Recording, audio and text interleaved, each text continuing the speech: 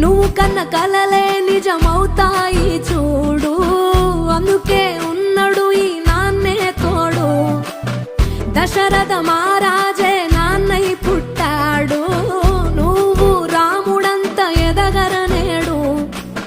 చరితలు ఎన్నడు చూడని మమతల గూడే వీధిరో, సంపద అంటే ఏదో కాదురో, ఇంతకు మించి